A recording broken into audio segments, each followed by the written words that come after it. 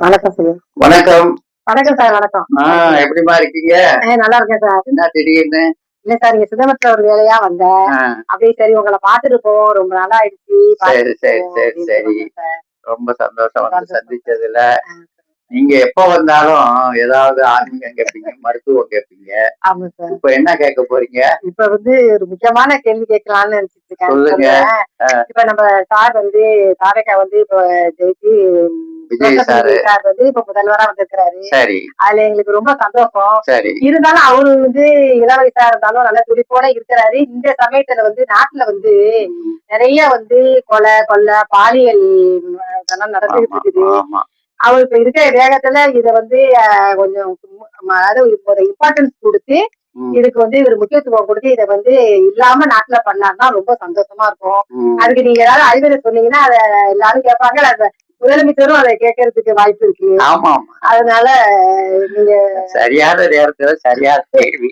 ஆமா சார். உண்மையிலேயே மனசு ரொம்ப வேதனையா தான் இருக்கு. ஆமா சார். நாடு போற போக்கு ரொம்ப கஷ்டமா இருக்கு. அதுக்கு விஜயோ அதுக்கு முன்னாடி இருந்த ஆட்சியோ காரணமே கிடையாது. அதுதான் உண்மை. ஆமா சார். ஏன்னா முன்னாடி இருந்தவங்களும் ஆட்சி பண்ணாங்க தான். ஒரு தவறு நடக்குதுன்னா இது செய்யுங்கன்னு யாரும் சொல்றது இல்ல. ஆமா. இப்ப இவரு வந்த பின்னாடி கொஞ்சம் அதிகமாவே நடக்குதுனாலும் அதுக்கு இவரும் பொறுப்பு இல்லை. ஆனா இங்க நம்ம நாட்டுல ஒரு அடிப்படையான ஒரு விஷயத்த எந்த அரசும் கவனிக்கிறது இல்ல. கிட்டத்தட்ட 1973 நினைக்கிறேன். அந்த நேரத்துல இப்படி ஒரு நிலை வருமேன்னு அப்ப சில பேர் சிந்திச்சாங்க. அதுல நான் ஒருத்தன். என்ன நிலைமை வந்துடும்னா, அப்ப கருணாநிதி முதல் மந்திரியா இருக்கும் பொழுது அண்ணாதுரை காலத்துக்கு பிறகு இந்த கள்ளுக்கடை சாராய கடையெல்லாம் இதா பப்ளிக்கா விட்டாரு. அப்புறம் அதுக்கு மேல வந்து ஆட்சி அரசாங்கமே விற்க ஆரம்பிச்சது. இது சாப்பிடும்போது வள்ளுவரே என்ன சொல்லியிருக்காங்க, கல்லுள்ளாமையில என்ன சொல்லியிருக்காரு, அது சாப்பிட்டா போத வச்சு சாப்பிட்டாலே மூளை மயங்கி போயிடும். என்ன செய்யறதுன்னு தெரியாது, எதை செய்யறதுன்னு தெரியாது. அப்படி வந்து தெரியாத தனத்தினால இந்த கொலை கொள்ளை வறுமையும் வந்துடுச்சு. கொலை கொள்ளை அடுத்தது பாலியல் சீன். இது என்னன்னா மூளை மழுங்கி போன பின்னாடி அவனுக்கு மிருகமா ஆயிடும்.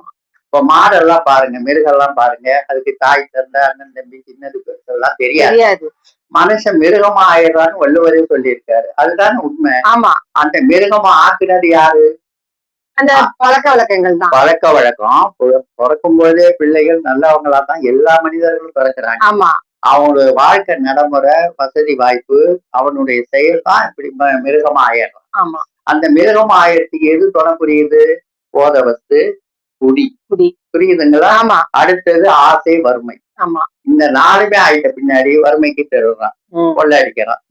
ஆசைன்னு ஒண்ணு வந்துருது, அது பாலியல் சின்னதாகவும் இருக்குது. கொள்ளடிச்சு பெரிய பணக்காரன் ஆகணும்னு இருக்கு. எவனையாவது கொலை பண்ணியாவது கூலிக்காவது கொலை பண்ணி நம்ம வசதியா வாழணுன்ற ஆசையும் வந்துருது. இதுக்கு பேசிக்க அடிப்படை சிந்திக்க முடியாத தன்மைய இந்த போத வஸ்து கொண்டு வரும். இப்ப அரசாங்கம் அப்ப இருந்து இத மக்கள் ரொம்ப எதிர்த்தாங்க. இப்ப நல்லா எதிர்க்க ஆரம்பிச்சிட்டாங்க. இந்த ஆட்சிக்கு பிறகு இவர் ஒரு 700 கடையை 17 அரசியல் நிறைய பேசிருக்க. 717 கடையை நீக்கிட்டாங்கன்னு சொல்றாங்க. அது எந்த அளவுக்குன்னு தெரியாது. ஆனாலும் இன்னும் ஆயிரக்கணக்கில் இருக்கு. இன்னும் ஒண்ணு சொல்ல போனா பள்ளிக்கூடங்களை விட கல்வி சாலையை விட அதிகமா இருக்கு இந்த போத வஸ்து கடை. புரியுதுங்களா?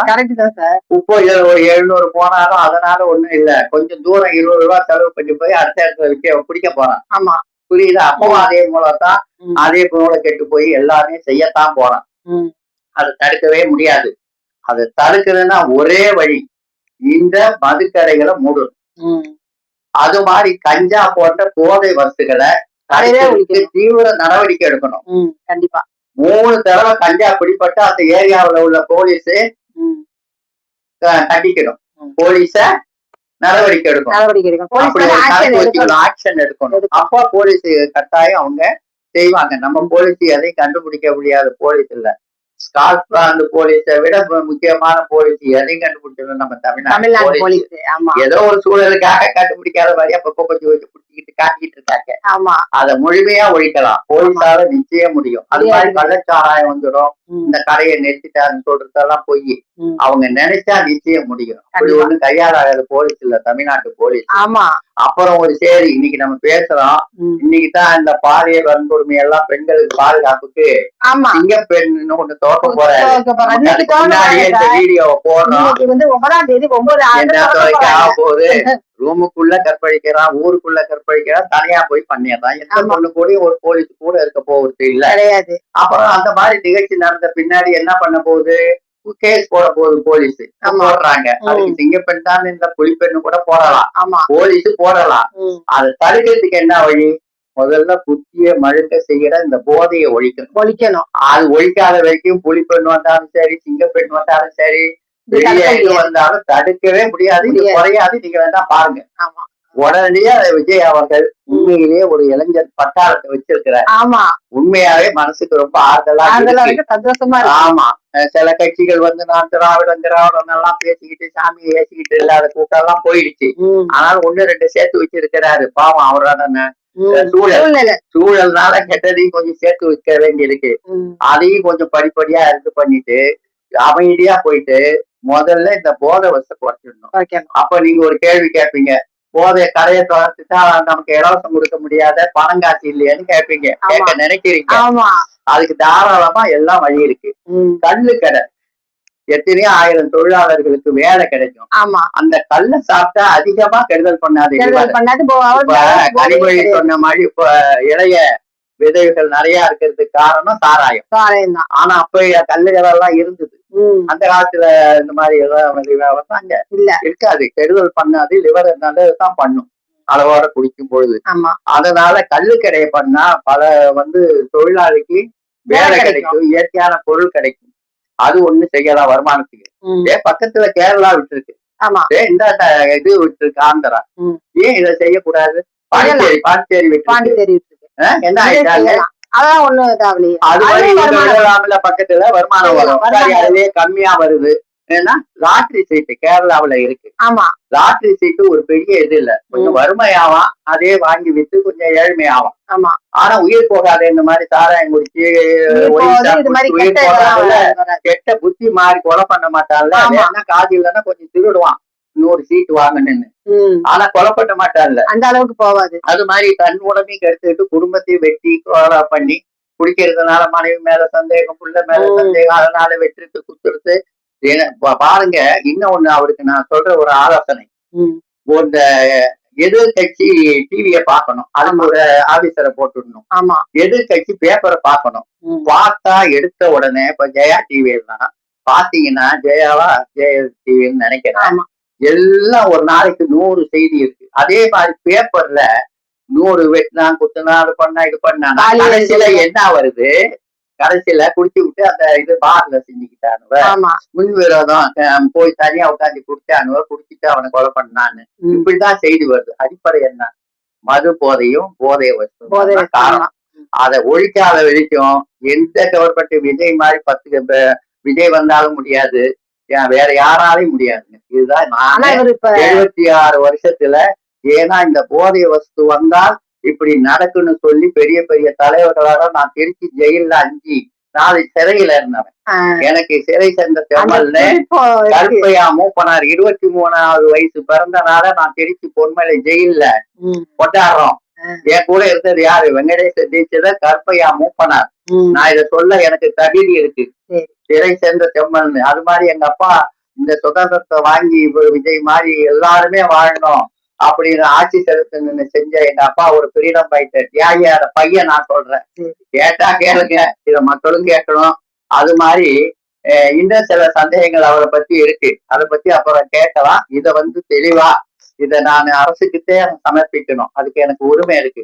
சுதந்திர போராட்ட தியாகின்ற ஒரு முறையில இந்த குடியால விளையும் தீமைகளை தடுத்த ஒரு மனிதன்ற ஒரு சரி சென்றவன்ற தகுதி எனக்கு இருக்கு. 76 வயசு இருக்கு. நான் அரசியல்ல 25 வயசு வரைக்கும் இருந்தவன் தான், அப்ப அரசியல் கிடையாது. நல்லதை மட்டும் ஆமோதிக்கிறேன். ஆனா இப்போ மாற்றங்கள் இறைவனால வழங்கப்பட்டது. ஆமா கண்டிப்பா. கடவுளை திட்டுற கூட்டம், ம். சனாதானா அதின்னு நம்ம இந்து மேல கை வைக்கிற கூட்டம் எல்லாம் ஒழியறதுக்கு கடவுள் தான் காரணம். ஆமா விஜய்களை ரத்தத்தை வச்சதும் கடவுள் தான் காரணம். ஆனா இந்த இதுல கொஞ்சம் அது இது பேச இனிமே மாற்றம் மாட்டேங்கிறாங்க. வரும் சார். இவரால ஒரு மாற்றம் வரணும். கண்டிப்பா ஒரு வரும். இவர் கண்டிப்பா மட்டும் வரணும். இந்த மாற்றங்களை நம்ம சொல்ற ஆலோசனைகளை கேட்டு இது மாதிரி செஞ்சாருன்னா உண்மையிலேயே அவரை ஒரு 1000 பேருக்கும் ஒரு 20, 25 இவர்தான் அடுத்த எம்ஜிஆர். ஆமா கண்டிப்பா definite-ஆ. இல்ல சார் நம்முடைய ரொம்ப வாழ்க்கை சந்தோஷமா இருக்கு. விஜய்க்கு முதல் அரசியல் பேசி என்னுடைய சேனல்ல இருக்கிற விஜய்க்கு என்னுடைய மனமார்ந்த வாழ்த்துக்கள். ஆமா ரொம்ப அவரு சந்தோஷம். ஒரு அடுத்த எம்ஜிஆரா இருக்கணும்னு வாழ்த்துற ஆசீர்வதிக்கிற. இந்த காணுன்றவர்கள் உங்க கருத்தை சொல்லுங்க. நான் சொல்லுவது தப்பான்னு. கள்ளுக்கடையை துவக்கலாம், லாட்டரி சீட்டை துவக்கலாம், மதுக்கடையை ஒழிக்கலாம். கண்டிப்பா இது இருந்தாலே பெண்கள் அச்சமின்றி போவாங்க. இன்னும் ஒரு விஷயம், செய்தி பத்திரிகை பார்த்து சொன்னது எதுக்குன்னா, செய்திகளை இப்போ பெண்களே அந்தந்த ஊர்ல போராட்டம் பண்ணி இங்க வேணான்னு சொல்ற ஒரு நிகழ்ச்சி நடந்துகிட்டு இருக்கு. ஆமா அது அரசியலே கிடையாது. பொதுவாவே எங்க பிள்ளைய போக முடியல. இந்த இடத்துல கடவானன்னு சொல்றாங்களே, ஆமா அவங்க என்னத்தை ஈடேற்றுங்க. கண்டிப்பா நிச்சயம் மக்கள் பெண்கள் ஓட்டு உங்களுக்கு நிச்சயம் கிடைக்கும். கண்டிப்பா உண்டு. பெண்கள், இளம் பெண்கள் எல்லாம் உங்களுக்கு இருக்கு அந்த பாசறை. அதனால எங்களை மாதிரி வயசானவங்க நல்லதை நாடுறவங்க ஓட்டும் உங்களுக்கு உண்டு. கண்டிப்பா அதனால உங்களை இன்றைக்கு நான் வாழ்த்துறேன். ஆனா இதுக்காக அதை படை அமைக்கிறேன், இதை படை அமைக்கிறேன், படை அமைங்க. ஆனா எது அமைச்சாலும் இது ஒழிச்சாதான் போதையை ஒழிச்சாதான், மதுவை ஒழிச்சாதான், இந்த கடைகளை ஒழிச்சாதான் மத்ததெல்லாம் automatic-ஆ நல்லா இருக்கும். உங்களுக்கு நான் ஆட்சி சொல்றேன். நல்லா இருக்கும். அரசாங்கம் போதையை விற்கவானா, அரசாங்கம் இந்த வியாபாரத்தை பண்ணவானா, எவனாவது கலாச்சாரங்களை பண்ணிக்கிட்டு அவனை முட்டி தட்டி நம்ம போலீஸ் பிடிச்சி இல்லாம ஆக்கிடும். அதனால என்னுடைய வேண்டுகோள், இந்த வீடியோ வழியா அவருக்கு என்னுடைய ஆசீர்வாதத்தையும் சொல்லி இந்த அறிவுரை சொல்றேன். கேட்டா கேளுங்க, கேட்கலன்னா போங்க. தலைவிரித்தால் கொள்வார் வள்ளலார் சொன்ன மாதிரி. கண்டிப்பா அதெல்லாம் இந்த நன்றாங்க. தேசம் நல்லா இருக்குன்னு பாக்குற ஒரு தேசியவாதி குடும்பம்.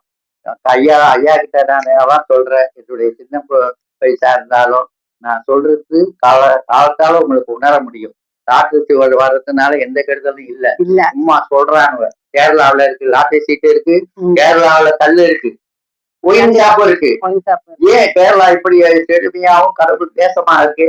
அது மாதிரி ஆக்குக்க கண்டிப்பா அவங்களால முடியும் சார். ஆகும் நம்மளால. கண்டிப்பாவும் முடியும். அதனால நீங்க இதை வாழ்த்தி நான் இந்த சேனலை நீங்க வந்ததுனால அவருக்கும் சொல்லிட்டேன், உங்களுக்கும் சொல்லிட்டேன். நான் சொல்றது சரியா? கண்டிப்பா சார். பெண்கள் ஏற்பாங்க நான் சொல்ற கருத்து. கண்டிப்பா ஏற்பாங்க. கண்டிப்பா ஏற்பாங்க. எத்தனையோ மாற்றம் பேர் வரும். வந்து வாழ்த்துவாங்க உங்களை. மாற்றம் எந்த மாற்றம் வேணாம். விஜய் அப்படி பண்ணிட்டாருன்னா அவ்வளவு வாழ்த்து. ஆமா இது மூலியமா தானே உங்க மூலியமா தான் அவங்களுக்கு கிடைக்க போகுது. ஏன்னா இது துணிக்கு சொல்ல மாட்டேங்கிறாங்க அரசியல்வாதிகள் எல்லாம். இல்ல அது ஒளியல. என்ன ஒரு விஷயம் விஜய் சார், உங்களுக்கும் ஒண்ணு சொல்றேன். அந்த பெரும் திராவிட கட்சியிலும் இந்த பெரும் திராவிட கட்சியிலும் அந்த சாராய முதலாளிகள் இருக்காங்க. உங்க கட்சியில இல்ல. அதனால துணிஞ்சு நீங்க செய்யலாம், தைரியமா செய்யலாம். அதனால மக்கள் ஒக்க பக்கம் இருப்பாங்க. அதனால இது என்னுடைய வேண்டுகோள். நீங்க நிச்சயமா வந்து இத கடைபிடிக்கணும்னு என்னுடைய வேண்டுகோளா இந்த சேனல்ல சொல்றேன். நன்றி, வணக்கம், வாழ்த்துக்கள். என் ஆயுள் இருக்கிற வரைக்கும் நீங்கள் ஆட்சியில இருக்கணும், நான் வாழ்த்திக்கிட்டே இருக்கணும். இப்படி ஆலோசனை சொல்லணும்னு ஆண்டவனை பிரார்த்திக்கிறேன். ஆமா சார், வாழ்த்துக்கள் சார். உங்களுக்கும் வாழ்த்துக்கள் சார். நன்றி.